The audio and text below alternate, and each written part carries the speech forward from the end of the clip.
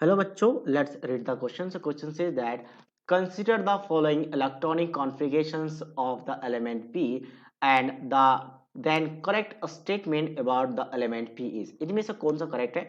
सबसे पहले मैं बात करूं तो जीनोन का एटॉमिक नंबर 54 होता है, तो यहाँ से मैं इसका एटॉमिक नंबर पता कर सकता हूँ 54 प्लस 14 प्लस 1 प्लस 2, तो टोटल ऐड करने के बाद कितना आ जाएगा? 71 आ जाएगा एटॉमिक नंबर।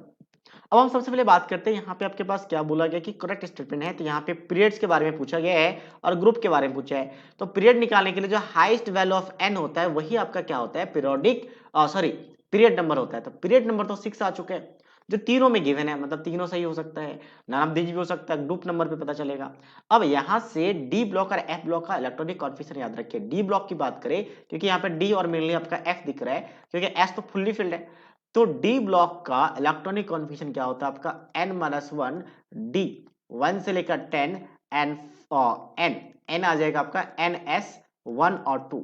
वही मैं एफ ब्लॉक की बात करूं तो एफ ब्लॉक में n-2 और डी आ जाएगा, सॉरी एफ आएगा पहले, ठीक है। एफ ब्लॉक एलिमेंट है तो 1 से लेकर 14 तक, फिर यहाँ पे आता है n-1, डी आ जाएगा आपका 1, सिर्फ 1 या 0, 1 या 0, 0 और 1 ऐसा लिख दे। और फिर क्या आता है आपका NS2। तो यहां से साफ साफ दिख रहा है कि अब जब f ब्लॉक एलिमेंट की बात होगी तो f ऑर्बिटल में जाएगा, उस टाइम d में एक इलेक्ट्रॉन रहेगा तो 0 रहेगा और nx में फुल्ली फिल्ड रहेगा। तो ns में फुल्ली फिल्ड है, n-1 में एक इलेक्ट्रॉन है और 4f में इलेक्ट्रॉन फील्ड होकर अभी जस्ट फील्ड हुआ होगा।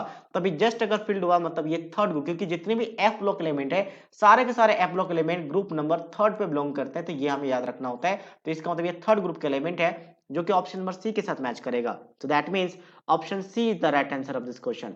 So I hope you understood it well. All the best.